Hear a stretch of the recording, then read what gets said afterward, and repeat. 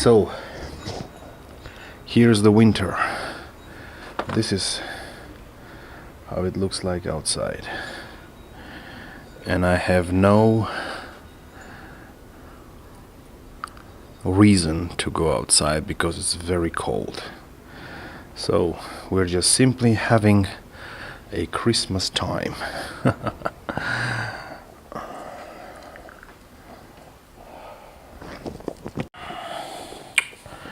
Hi friends, it's been a while since my last video. I'm traveling a lot these days, so won't be too much videos in December or January, but since we have a Christmas time, extremely cold outside, and we have holidays ahead of us, so I just thought I want to make some kind of a... Yeah, by the way, that's my wife. Make some kind of special video. In today's video I'm gonna make it in two parts, and the second part will come a few days later. I decided to show you my collection of the Beatles albums from UK, original first mono pressings from UK. This is the first part of my Beatles collection albums. I made it from 63 to 66. The second part will be 67-70, which I will post in a few days. And yeah, I'm gonna start with the first released Please Please Me album. This is the only version of my entire collection which is not the original, because as we all know, the original one is the golden Parlophone label, which I don't have. This one is the 5th pressing on the regular yellow-black Parlophone label. So this is the original sleeve, which was made by Ernst J. Day and Co., which you can see it here. And the way that you can say that this is not the first pressing cover is the name of the photographer is being moved a little bit to the left. The original one has the name more to the corner. And this is the album on the black yellow Parlophone label.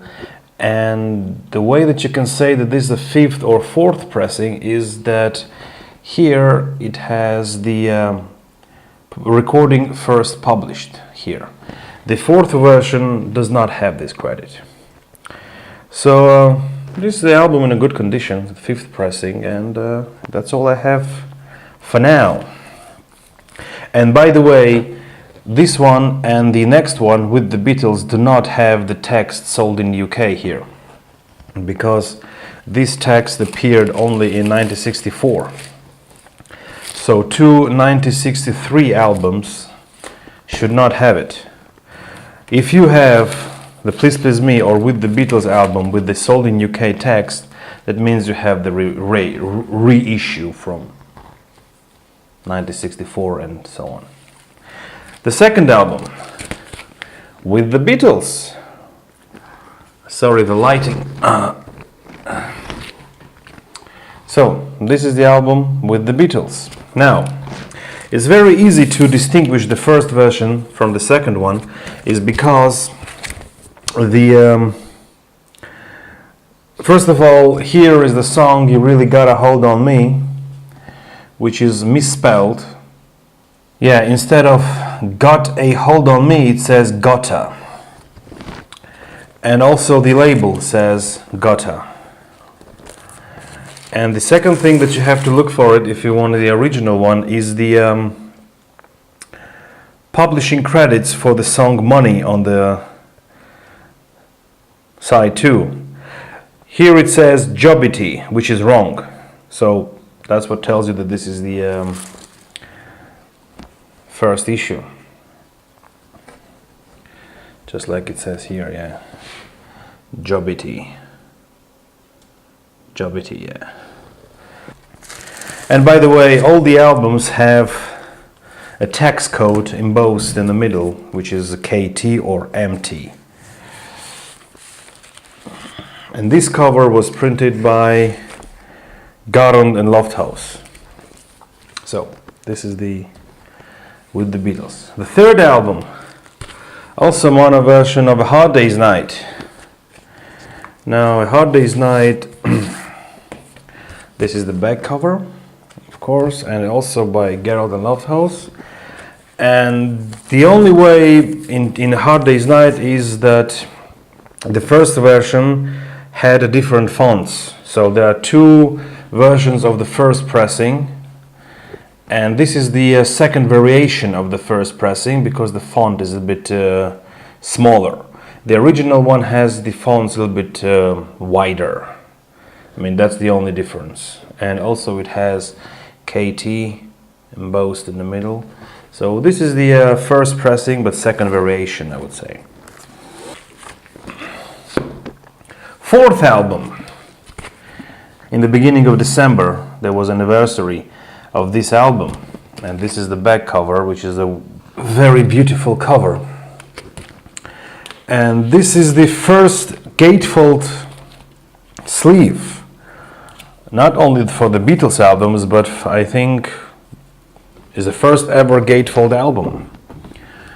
So gatefold sleeve. So very beautiful, and all the credits you have in the inside. Made and printed in Great Britain. It doesn't say Garrod or Lofthouse or I don't know. Yeah, it says made and printed in Great Britain. So it's already a nice thing to have. And the album looks like this. Of course it has sold in UK text, just like the Hard Day's Night did, because it was already 1964. And yeah, so this is how it looks like, the first edition, the first pressing, also mono. So this was the fourth album. Next one, Help.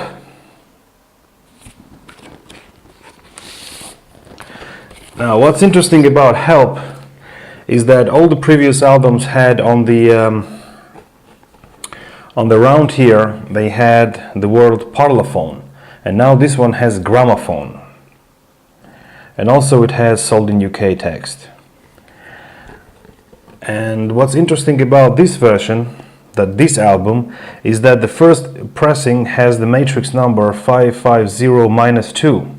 So it doesn't have -1. So if you want to have the first edition of Help, you have to look for -2, the matrix number. I thought -2 was the second pressing, so I was looking for the -1, but I didn't find it. So then I found out that only -2 is the first pressing. Now, Rubber Soul album. The next one. I have two versions of this album.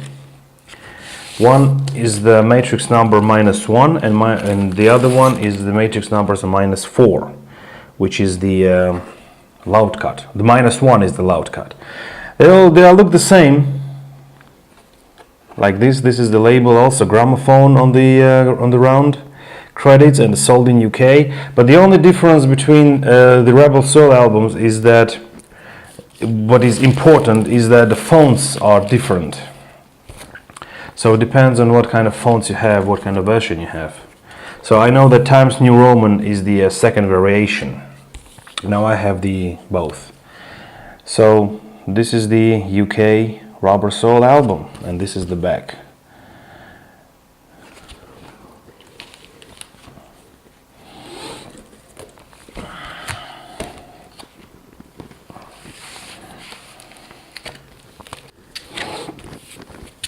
So, the next album that I want to talk about is the album that made me a big tragedy a couple of weeks ago.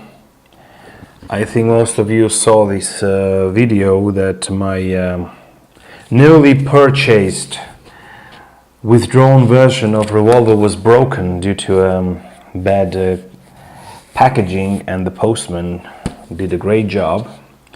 So now I have a good news. I finally got one. and I have the withdrawn version, so this is it. I have two versions of Revolver. This one is the withdrawn version. As you can see it, I think I want to show it to you.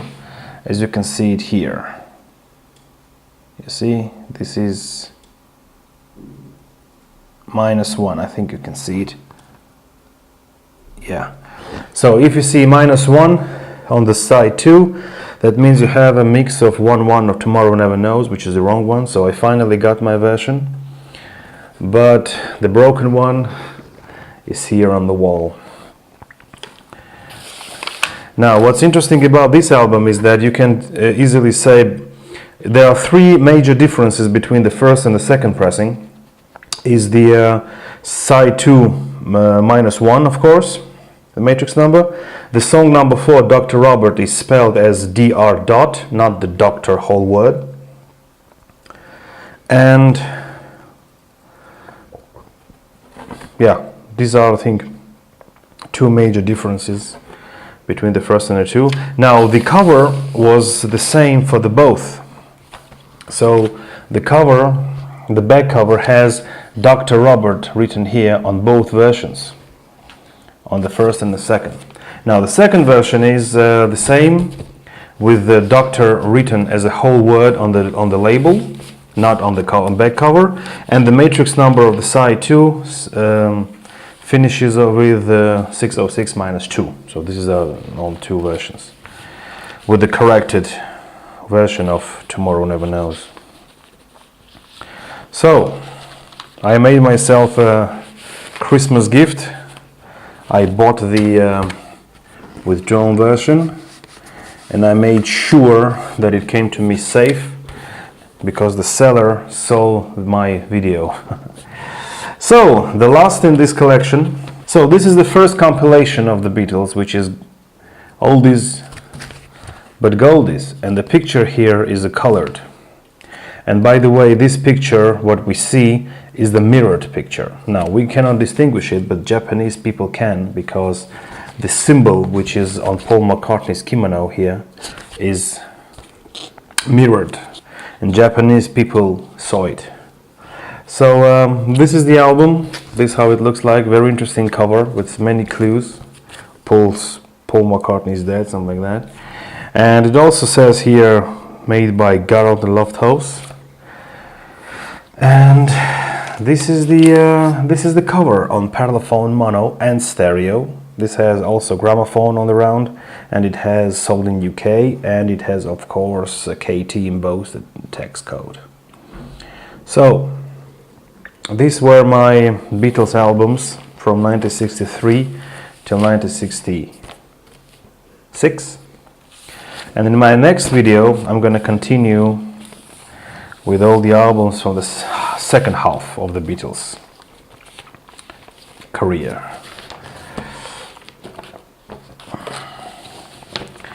Why people distinguish first half and the second half is because in 1966 Beatles stopped touring, and from 1967 they became mostly a studio band. So thank you very much for watching, and see you in the next video. Bye.